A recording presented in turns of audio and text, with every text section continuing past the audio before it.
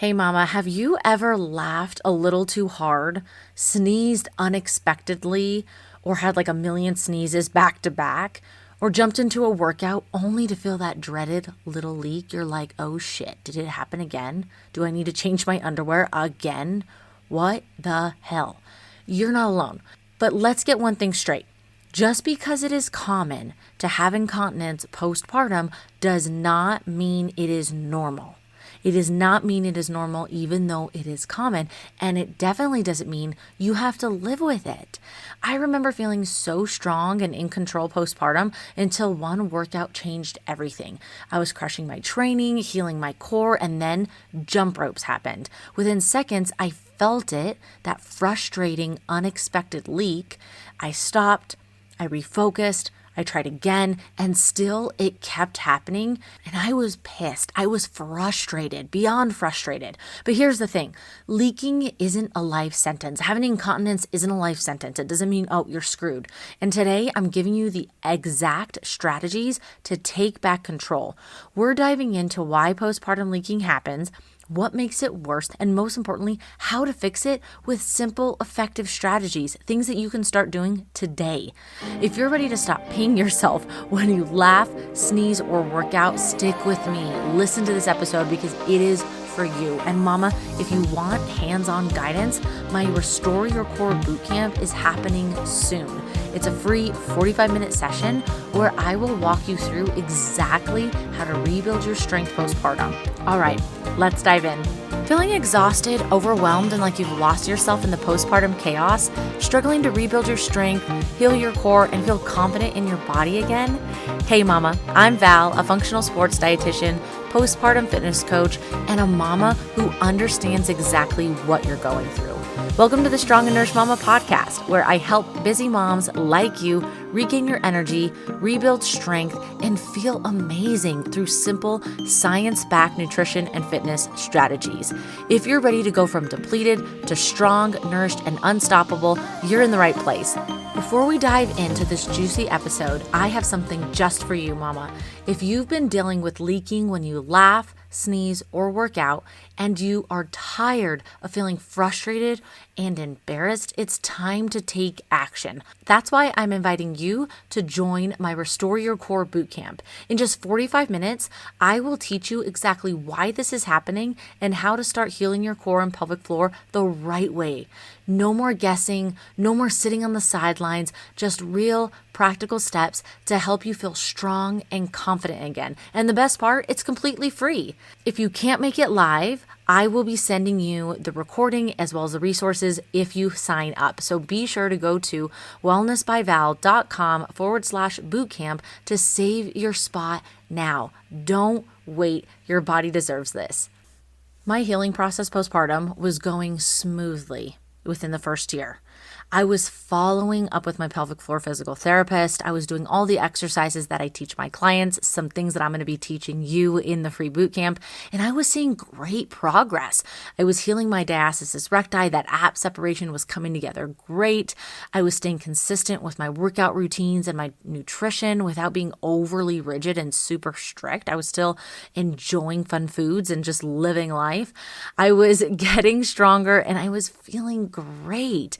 I was able to run too without incontinence. I was like, yes, let's do this. I signed up for a 5K. I was pushing the stroller and it was just great to be able to run, do all the workouts, getting into heavy lifting again and not having to worry about incontinence. I was at a local CrossFit gym with my girlfriend and the workout included jump ropes. I grabbed the jump rope, I warmed up with it, and I was like, okay, I got this. I can do this. I feel good. I wasn't having any issues. With CrossFit, typically, you start with some lifting of some sort. And that day I think it was like heavy back squats. And then you get into the workout or the Metcon, the metabolic conditioning, depending on the structure of the workout that day. And so we did some heavy back squats and then we got into the workout. The workout is what included jump ropes. I do single unders. I don't do double unders. It's something that I want to practice, but I'm kind of lazy, honestly. I'm like, I'd rather do 100 or 200 single unders than the double unders. I don't know. That's my own issue. But after 10 to 20 reps, when it was time to get to the jump rope section of the workout, after 10 to 20 reps, I was having incontinence. So I would stop. I focused on my breath, activation, engagement. I tried again. And I was getting so frustrated and mad, like, WTF, what is happening? And so I was like, okay, enough is enough. Like, I can't just keep doing this. I want to be able to enjoy my workout and actually get a workout in. So I got a 45-pound plate and I was jumping on the plate with 2 feet. And I was fine doing that. So after this workout, I already had an appointment scheduled with my pelvic floor PT. So I was still within the first year postpartum. And I was talking to her about it. And so she assessed my pelvic floor. She did an internal assessment and we did some activation and relaxation, and come to find out my pelvic floor was really great at contracting and holding that contraction. So it was really strong, but I was pretty slow on the relaxation. So when you're jump roping or when you're doing something that's pretty intense that requires your pelvic floor and your core to work together and for it to be able to contract, relax, I wasn't able to fully relax before I went into that next contraction. And that was putting additional pressure on my bladder, which was leading to the incontinence and leaking. So for me, that's what was going on. It's important to say that not every single person is experiencing the same reason. Now, can pregnancy, postpartum, which we're going to dive into today, have an impact on incontinence and can lead to that? Of course, yes. Even if you're not pregnant or postpartum, if you've never even had a baby before. But what was great is I was able to be aware of it, pay attention to it, and instead of pushing past and keep going and say, okay, you know what, whatever, like this is just what happens. I pee my pants. Here's my panty liner or my pad or my extra underwear. I came up with a modification that worked for me, and I met with my pelvic floor PT to be able to identify what was going on. And then I was able to do specific exercises before I did something that was high intensity like jump roping. I never had this issue with running, but I still incorporated these movements as part of my pelvic floor warm up right before I run. After I learned those. And so that has been super helpful. Since then, my incontinence has significantly decreased. Now, have I done a lot of jump roping since this last year? No, but that's okay. But when I do it again, I know the exact things that I need to pay attention to and work on. And I get it. I mean, I've literally experienced it. Leaking can be frustrating, embarrassing, and limit what you feel confident in doing. It's not just about working out. It can affect your daily life, making you hesitant to jump, lift your kids, go chase after your kids, or even sneeze freely. You're like, oh no, a sneeze is coming. I got to make it stop. What am I going to do? And although it's not life-threatening, urinary incontinence has been associated with social isolation, anxiety, depression, work impairment, and even sexual dysfunction. So today we are going to be diving into why postpartum incontinence or leaking happens, what's really going on in your body, what makes it worse, and simple actionable strategies to stop it or at least to start working on it. So what is incontinence? It is unintentional leaking of urine and or feces.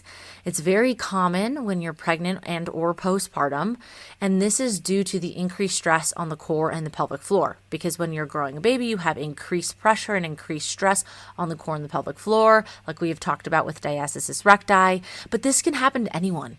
It even happens to women before, or if they haven't been pregnant before. A lot of female athletes experience incontinence, and of course older adults and many other people experience incontinence. And there are different types of incontinence. There is stress. So that is leaking when the bladder is under this maximal pressure, sneezing or deadlifting, for example.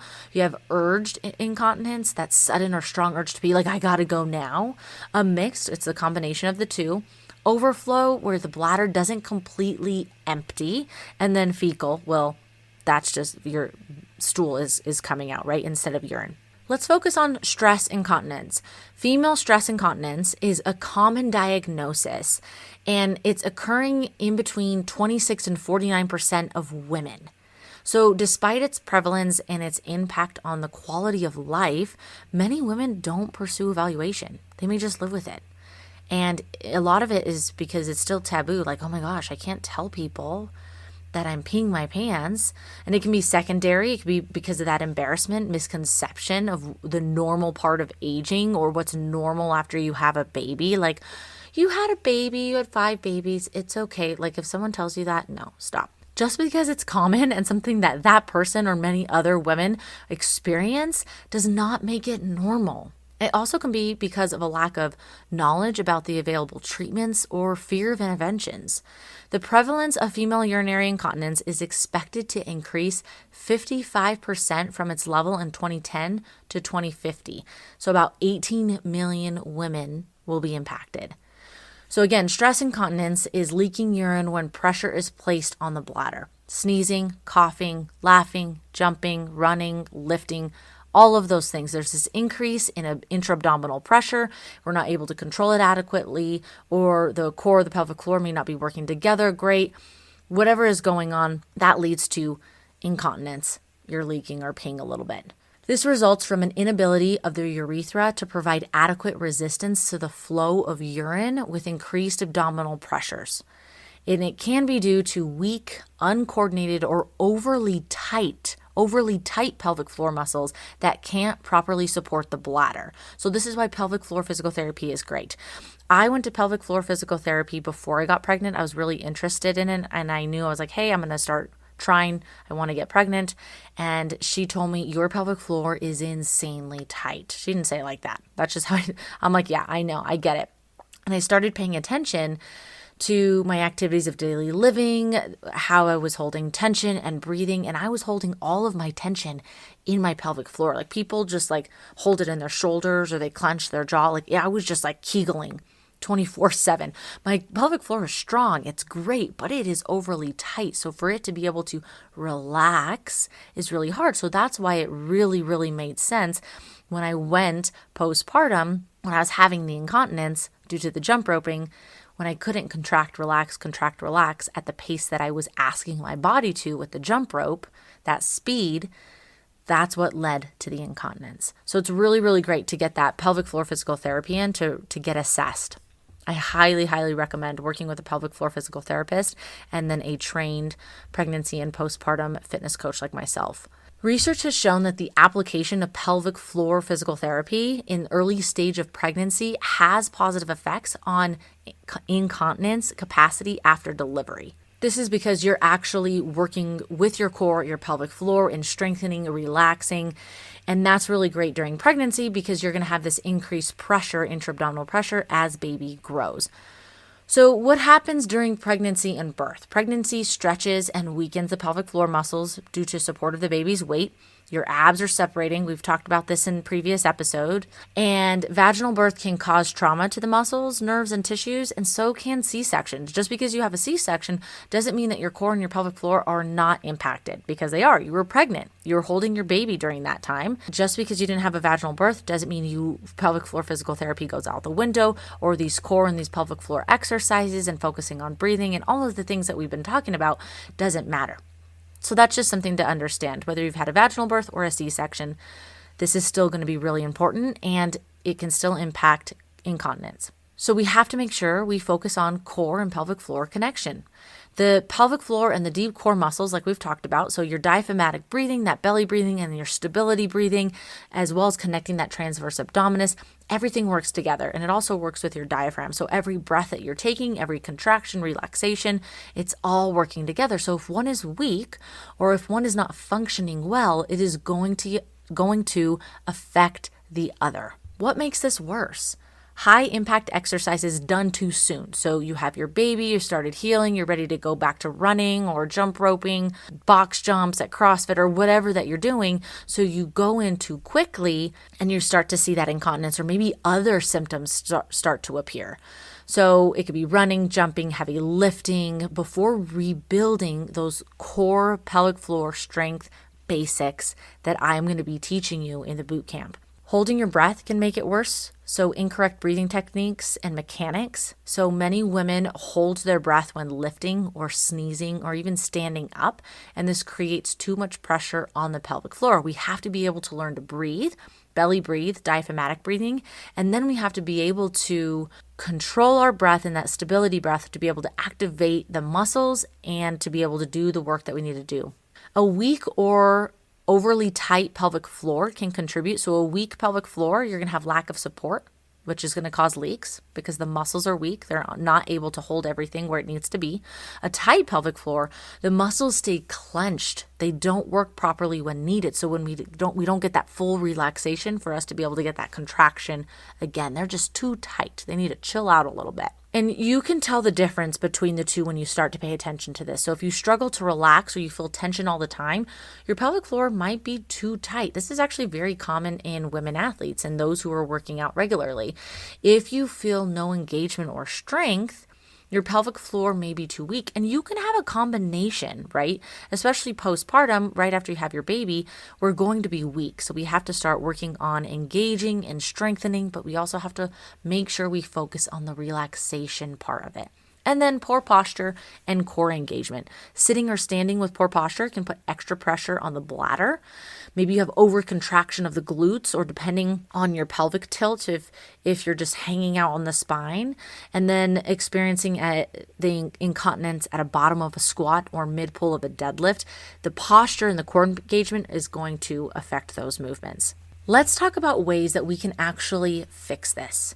Step 1, improve pelvic floor awareness. Let's start to pay attention to what's going on. So just like when I was paying attention before I even got pregnant of how I was holding tension, how I was breathing, and I noticed, wow, I'm Kegeling 24/7. Especially when we're postpartum, we need to start to bring awareness to our breath. We need to connect our breath with our core and our pelvic floor. We need to first practice diaphragmatic belly breathing. So you inhale as belly rises and you exhale as belly falls. When you're doing diaphragmatic belly breathing, you're keeping your pelvic floor relaxed the entire time.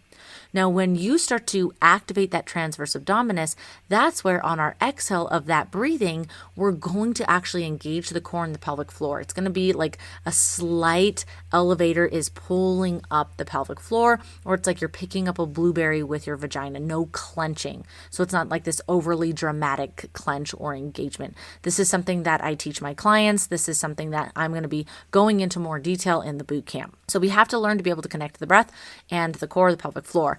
Number 2, stop peeing just in case. Like, oh, let me just go pee real quick. Or I feel like I have to pee, but you don't have a full bladder. So you're going to the bathroom and you're training your bladder to go when it doesn't have a full bladder. So instead, train your bladder by spacing out bathroom trips when possible. And this can be hard, especially before an intense workout, because you're like, okay, let me just go pee one more time.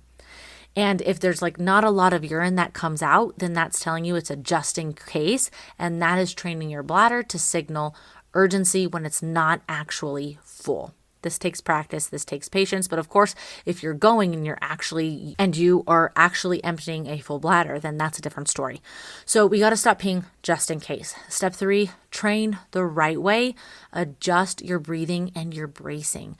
When sneezing or coughing, try to exhale or engage your core slightly before the sneeze to absorb the pressure, but avoid bearing down. So don't hold your breath and just go, and try and sneeze or cough, because that's going to make things worse. When you're lifting your baby, weights or objects, things around the house, inhale before you lift and then exhale, engage your core as you lift or on the work of the movement, but be sure not to hold your breath. This takes practice. This takes awareness. So don't get frustrated. Be patient with yourself. And again, join the boot camp, because this is what I'm going to be teaching you in more detail. And then step 4, strengthen and restore with targeted exercises. So we have specific diaphragmatic breathing in addition to stability breathing and TVA, transverse abdominis activation. We have to make sure that we're focusing on glute and hip strength as well as mobility so that we can continue to work on these strength movements. There's so many exercises that I show you, but the glute bridges and side lying clamshells with different, whether it's weights or bands, can be super helpful as long as long as you are doing it properly and the breathing techniques properly. I find that many women are just doing these clamshells without focusing on their core, the pelvic floor, or their breath. So we want to make sure that we're actually doing it the right way. And then core and pelvic floor coordination, so slow, controlled movements to be able to rebuild strength. And this is really good to start doing within the first 3 months postpartum. Some movements can include dead bugs. It's small, coordinated core movements, and there's a variety of modifications and amplifications for dead bugs depending on where you're at in your journey. Modified plank. So this is something that I teach, and it's where we're going to focus on deep core activation. There's a specific technique with this. And then we have to be able to progress, gradually reintroducing jumps and higher intensity moves with our breath control. We're bringing everything together. So that's going to be really, really important when we are working on not only helping our core and pelvic floor, but making sure that we don't leak or pee our pants and have this incontinence when we are chasing our toddler, jumping on a trampoline, or working out. So leaking may be common, but it is not something you have to live with. Small intentional steps can make a huge difference in your confidence and your daily life. So we talked about why this happens. It's very common in women and it's taboo. We don't like talking about it. We say that it's common and normal when really, even though it's common, it doesn't make it normal. We want to make sure that we're not breath holding, we're focusing on good posture, and we're not jumping into high impact, high intensity moves too quickly. And we have to be focusing on strengthening and restoring the connection of our breath with these targeted exercises. I am going to go into more detail into these exercises, the movements, and actually how to practice the breathing techniques. It's very specific, but once you get it, you are going to love it. I'm going to be talking about this in the Restore Your Core Bootcamp. That is happening on Wednesday, April 16th at 12 p.m. Mountain Time. Go to wellnessbyval.com/bootcamp to save your spot today. I'm going to send you all the information that you need. I'm going to send you the Zoom link. You're going to be getting the workbook as it gets closer. And then we're going to dive into so much great information during the bootcamp. If you can't show up, don't forget to still sign up because you will be getting the recording. So you're still going to be learning a lot. Then you can watch it at a later time. And you're going to be getting the resources, the workbook, and everything that we go over. And remember, mamas, this is going to be for you, something that you can do for yourself, for your body, because it is possible to heal, to strengthen, and to be confident postpartum. Hey mama, I hope you loved today's episode. If it resonated with you, would you please take 30 seconds to share it with another mom, a mom who's looking to make healthy eating and exercise easier, because we need that. And if you haven't yet, I would be so grateful if you could leave a quick review on Apple Podcasts. It truly means the world to me and helps the show reach more amazing moms like you. All right, time to chase my toddler around. Stay strong and nourished, and I will be back on Monday with another episode. Talk soon.